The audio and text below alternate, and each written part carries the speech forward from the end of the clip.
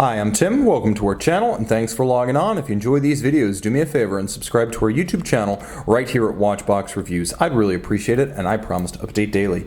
If you love this watch, you can see it and you can purchase it on our website, thewatchbox.com. And today we're discussing a watch that represents a rare vintage find. This is the Omega Speedmaster Professional 145012, and this timepiece just came back from a factory Omega service with orange chronograph seconds hand and dot over 90 tack intact. This watch, having been blessed by Omega Switzerland as a true Ultraman, represents one of the rarest watches I have ever encountered. But maybe we need to back up a little bit and explain exactly what I mean by Ultraman and why this vintage timepiece from 1968 is such a find. Well, it's a standard pre-moon 321 powered Omega Speedmaster Professional, which is to say classically 42mm in stainless steel. It wears easily on my 16cm circumference wrist.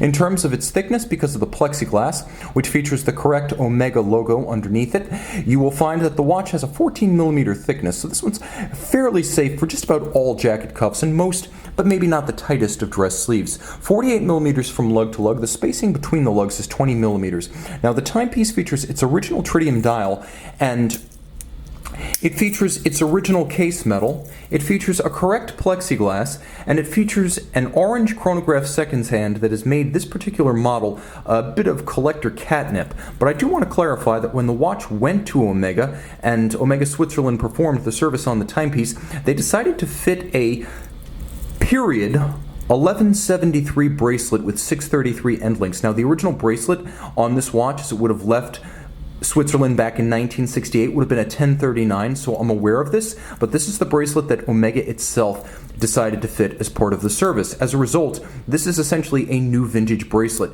The tolerances are so crisp that this clasp doesn't snap, it roars when you open or close it. You can also see that the tolerances are as tight as these bracelets can ever be, because this one has never been owned and never been worn. Oval profile and cross section, broad across, staggered size, staggered alignment, and of course the clasp itself so fresh that it still has some original packing material over the Omega logo. Multiple apertures in the clasp to change the anchoring point of the bracelet, so you have the ability to make some fine-tuning adjustments. You can see that the lugs and case band are intact.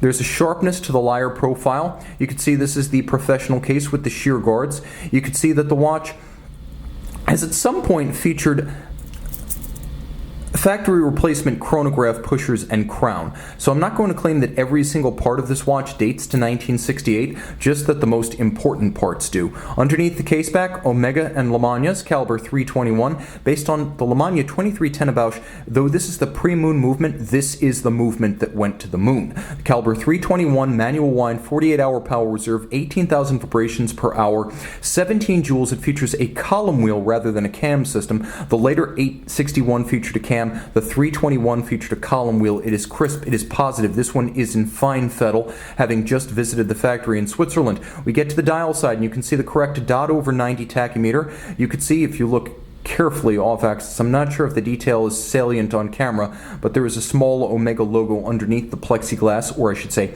Hesselite crystal, so that is a factory part. The dial is all tritium. Now, here's the thing. Omega has a record of which of these watches were originally shipped with the orange seconds hand, so when this watch went in for service, they did swap out the original corroded hour and minute hand, and they kept the watch spec'd with the orange chrono seconds hand. So Omega, which knows the difference, decided that this is a true orange seconds Ultraman. Ultraman. It was basically a bad Sudomation Japanese action TV series from the 1960s and 70s.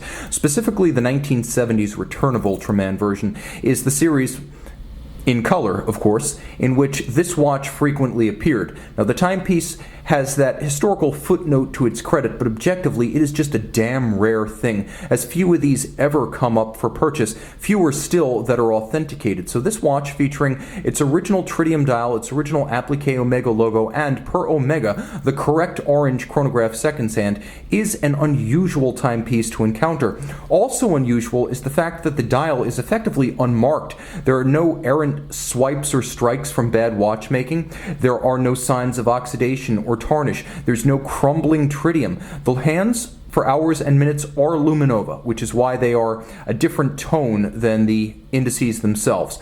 So the watch does have a little bit of functionality after dark, and those are factory Omega hands. You'll also note the handsome tri-register balanced layout of this chronograph and the dished registers that give you a little extra focal plane and some extra depth to the dial. It's a handsome and well-preserved original tritium dial from a 145012-67. One of the rarest references, the so-called Ultraman, was the inspiration for the Speedy Tuesday 2, the 2018 limited edition that referenced the Ultraman series in an almost cloying fashion. Not everyone loves that watch, just about everyone does love this watch. You can see this vintage 321 powered orange chronograph seconds hand Omega Speedmaster Professional 145012 and make it yours on the watch box.